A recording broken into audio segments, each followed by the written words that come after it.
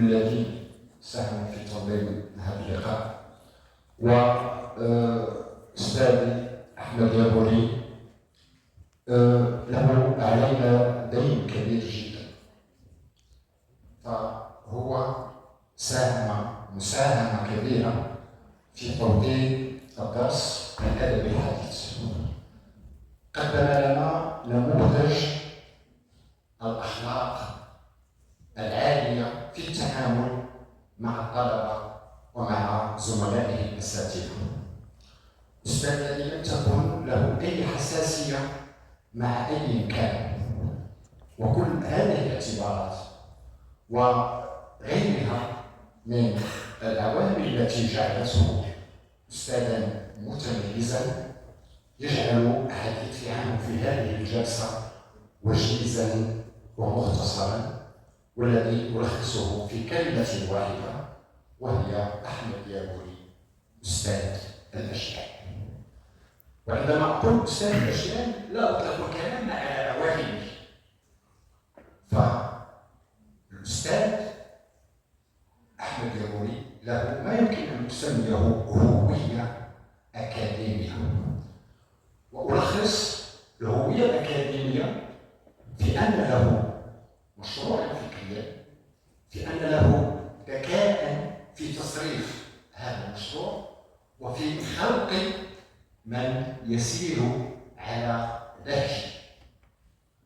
ساهم في تأسيس شهادة استكمال الدروس العليا بالرباط في مادة الرواية صحبة محمد مربط، وساهم في تنسيق تكوين المكونين من سنة 1983 إلى سنة 1985. كما أنه في وحدات البحث ساهم في تكوين الكثير من الباحثين في الدراسات الأدبية بصفة عامة والدراسات السردية بصورة خاصة. الحديث عن منجزاته تطرق إليها الزملاء، وسبق لي أن كتبت عنه باحثا ومثقفا، ولكن الأستاذ أحمد يابوري يمكن أن أقول به المغالطة الأستاذ الذي لا يمكن أن نجد باحثا في المغرب اهتم بالرواية لم يكن أحمد يابوري إما مشرفا على أطروحته أو رسالته أو مناقشا له. ولو عددنا الأقاليح والرسائل التي أشرف عليها لوجدناها تفوق الرسائل التي نوقشت في اختصاصات متعددة.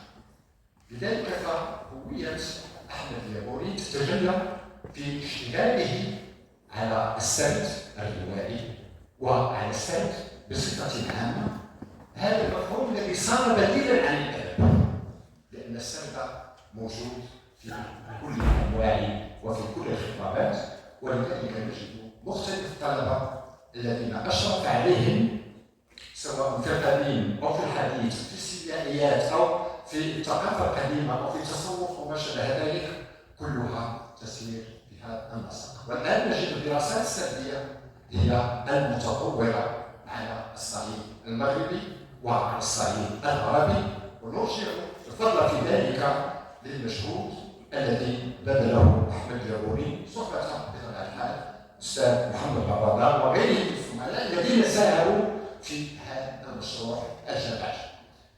يمكن لي أن أتحدث عن 4 أشياء، وذلك لكي أوضح معنى الهوية الأكاديمية ومعنى أستاذ الأشياء.